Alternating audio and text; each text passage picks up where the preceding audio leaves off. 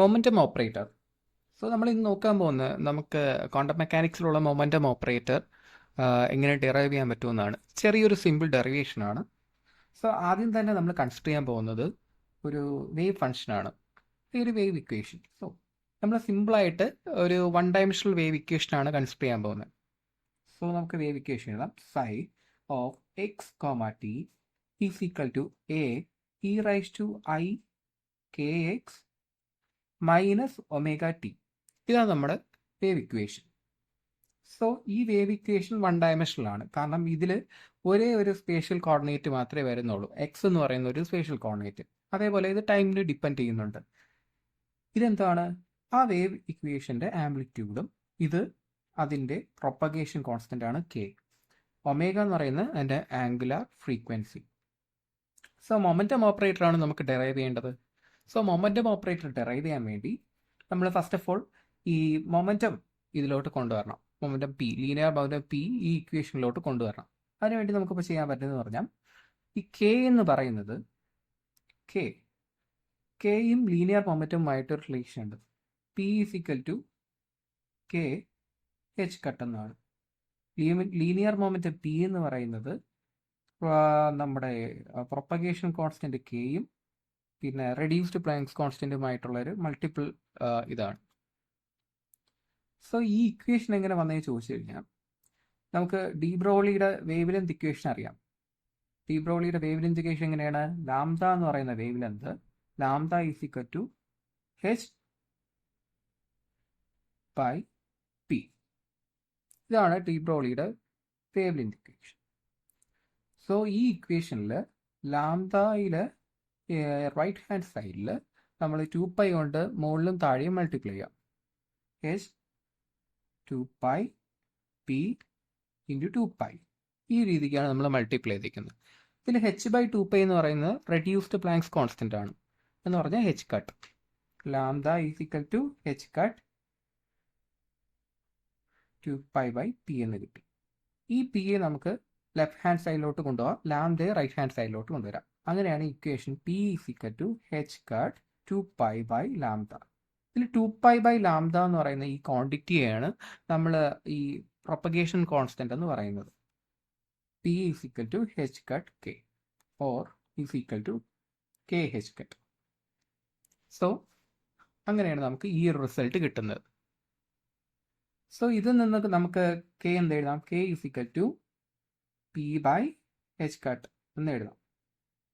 ഇനി നമുക്ക് അടുത്ത് ഈ ഇക്വേഷനിൽ മാറ്റിക്കൊണ്ടുവരേണ്ടതെന്ന് പറഞ്ഞാൽ ഈ ആംഗുലാർ ഫ്രീക്വൻസി ഒമേഗ ആണ്. ഈ ആംഗുലാർ ഫ്രീക്വൻസി ഒമേഗയും എനർജിയും തമ്മിലൊരു റിലേഷൻ ഉണ്ട്.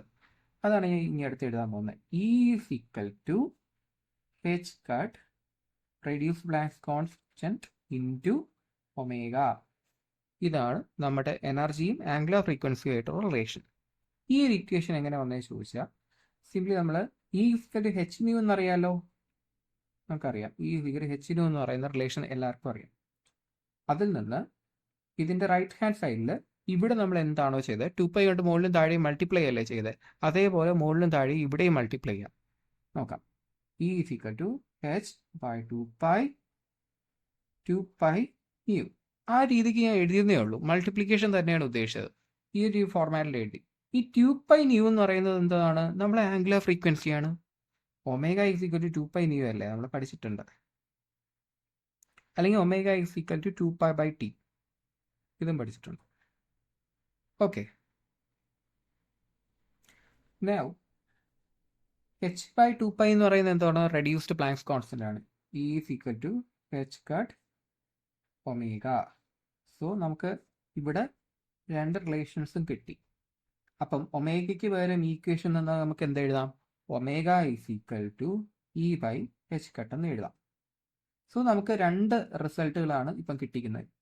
ഈ എന്താണ് പ്രൊപ്പഗേഷൻ കോൺസ്റ്റന്റ് എന്ന് പറയുന്നത് p/h കട്ടും ആംഗുലാർ ഫ്രീക്വൻസി എന്ന് പറയുന്നത് E/h കട്ടും.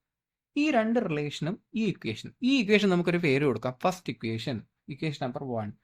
ഇതിനെ നമുക്ക് 1a എന്ന് കൊടുക്കാം, ഇതിനെ നമുക്ക് 1b എന്ന് കൊടുക്കാം. സോ നമുക്ക് എങ്ങനെ എഴുതാം? Substituting values of 1a and 1b in equation number 1 implies what? എന്താണ് ഇംപ്ലൈ ചെയ്യാൻ പോകുന്നത്? നമുക്ക് നോക്കാം. phi of x, t is equal to a അതേപോലെ എഴുതി e റൈസ് ടു i. കെയുടെ സ്ഥാനത്ത് നമുക്ക് എന്താ എഴുതേണ്ടത്? p ബൈ h കട്ടാണ് എഴുതേണ്ടത്. അപ്പോൾ p ബൈ h കട്ട് നമ്മൾ അവിടെ എഴുതി. p by h cut into x minus ഇടേണ്ട സ്ഥലത്ത് മൈനസ് ഇട്ടു. ഇനി ഒമേഗ എന്ന് പറയുന്നത് എന്താണ്? ഇ ബൈ ഹെച്ച് കട്ടാണ്. അപ്പം ഇ ബൈ ഹെച്ച് കട്ട് ഒമേഗയുടെ സ്ഥാനത്ത് ഇട്ടു. ഒമേഗയുടെ സ്ഥാനത്ത് ഇ ബൈ ഹെച്ച് കട്ട് ഇട്ടു ഇൻറ്റു ടി. നൗ നമ്മൾ ഈ ഇക്വേഷൻ നോക്കുകയാണെങ്കിൽ ഇതിൽ 1 ബൈ ഹെച്ച് കട്ട് ഈ രണ്ട് ടേംസിലും ഉണ്ട്. അതിൽ നിന്ന് 1 ബൈ ഹെച്ച് കട്ട് കോമൺ ആയിട്ട് ഈ ബ്രാക്കറ്റിൻ്റെ വെളിയിലോട്ട് എടുക്കാം. അങ്ങനെയാണ് ഇക്വേഷൻ എന്താ? psi of x t is equal to a into e raise to i by h cut അല്ലേ, into p x minus E t എന്ന് കിട്ടുന്നു. സോ ഇക്വേഷന് നമുക്കൊരു പേര് കൊടുക്കാം, സെക്കൻഡ് ഇക്വേഷൻ. ഇനി നമ്മൾ ചെയ്യുന്നത് പറഞ്ഞാൽ ഈ സ്പേഷ്യൽ കോർഡിനേറ്റ് ഇല്ലേ, ഈ ഇക്വേഷനിലുള്ള സ്പേഷ്യൽ കോർഡിനേറ്റ് ആരാണ്? എക്സ്. ആൾസോ ഈ വേവ് ഇക്വേഷൻ എന്ന് പറയുന്നത് മൾട്ടി വേരിയബിൾഡ് ഇക്വേഷൻ ആണ് അല്ലേ, എക്സിനെയും ടീനെയും ഡിപ്പെൻഡ് ചെയ്യുന്ന ഒരു ഇക്വേഷൻ ആണ്. അങ്ങനെയാണെങ്കിൽ ഇതിനെ പാർഷ്യൽ ഡെറിവേറ്റീവ് മാത്രമേ നമുക്ക് എടുക്കാൻ പറ്റൂ വിത്ത് റെസ്പെക്ട് ടു എക്സ് എടുക്കുകയാണെങ്കിൽ. അപ്പം നമുക്ക് ഇതിൻ്റെ എന്താണ് നമ്മുടെ സ്പേഷ്യൽ കോർഡിനേറ്റുമായിട്ട് പാർഷ്യൽ ഡെറിവേറ്റീവ് എടുക്കാം. അങ്ങനെയാണെങ്കിൽ ഡോ ഒന്ന് എഴുതാം. Taking derivative with respect to x on equation 2 implies that ഡോ psi അല്ലേ, ഞാൻ പറയും മൾട്ടി വേരിയബിൾ ഫംഗ്ഷനാണ്. അപ്പം പാർഷ്യൽ ഡെറിവേറ്റീവ് ഡോ psi x t by Dr x is equal to, ഇവിടെ നമ്മൾ പാർഷ്യൽ ഡെറിവേറ്റീവ് എടുക്കുകയാണെങ്കിൽ എ എന്ന് പറയുന്ന ഒരു കോൺസ്റ്റന്റ് ആയിട്ട് എടുക്കേണ്ടി വരും അല്ലേ. നമ്മൾ പാർഷ്യൽ ഡെറിവേറ്റീവ് എടുക്കുമ്പോൾ ബാക്കിയുള്ള വേരിയബിൾസ് എല്ലാം നമ്മൾ കോൺസ്റ്റന്റ് ആയിട്ട് കൺസിഡർ ചെയ്തുകൊണ്ടാണ് ചെയ്യുന്നത്. സോ എ അങ്ങനെ കിട്ടും. ഇ റൈസ് ടു എനിത്തിങ്ങിൻ്റെ ഡെറിവേറ്റീവ് അതെന്താണ്? അത് തന്നെയാണ്. പക്ഷേ e raise to a function of function ആയിട്ടാണ് കിടക്കുന്നത് അല്ലേ. So e raise to i by h cut ചെയ്തു, p x minus E t എഴുതി. ഇനി ഫംഗ്ഷൻ ഓഫ് ഫംഗ്ഷൻ്റെ ഡെറിവേറ്റീവ് എടുക്കണം. അപ്പം നമ്മളൊരു ഇൻറ്റു ഇട്ടു. അപ്പം ഇതിൻ്റെ ഡെറിവേറ്റീവ്, മുകളിൽ കിടക്കുന്ന ഈ ഐറ്റത്തിൻ്റെ ഡെറിവേറ്റീവ് എടുക്കുകയാണെങ്കിൽ ഐ ഇട്ടു, i by h cut into p, അങ്ങനെ നമുക്ക് കിട്ടുന്നു. പക്ഷേ നിങ്ങൾ ഇത് ഒബ്സർവ് ചെയ്യുകയാണെങ്കിൽ a e raise to i by h cut p x minus E t എന്ന് പറയുന്നത് നമ്മുടെ സെക്കൻഡ് ഇക്വേഷനിലുള്ള ഈ phi of x of t തന്നെയാണ്. അപ്പം ഇക്വേഷൻ എങ്ങനെ വരും? Do psi by x comma t do x is equal to psi x comma t i by h cut P. Okay അല്ലേ? സോ ഇവിടെ നോക്കുകയാണെങ്കിൽ ഒരു ഓപ്പറേഷൻ നടക്കുന്നുണ്ട്. ആ ഓപ്പറേഷൻ ഇപ്പുറത്തും നടക്കുന്നുണ്ട് അല്ലേ. ഈ ഫംഗ്ഷനിൽ ഈ സൈഡിൽ ഓപ്പറേറ്റ് ചെയ്തപ്പോൾ ഇതേപോലെ ഈ ഒരു ടേം കിട്ടി. അപ്പം ഈ ഒരു പാർഷ്യൽ ഡെറിവേറ്റീവ്ക്ക് ഇക്വലൻ്റ് ആണ് ഈ ഒരു സാധനം അല്ലേ. അങ്ങനെ എഴുതിക്കൂടെ? അങ്ങനെയാണെങ്കിൽ എന്താ?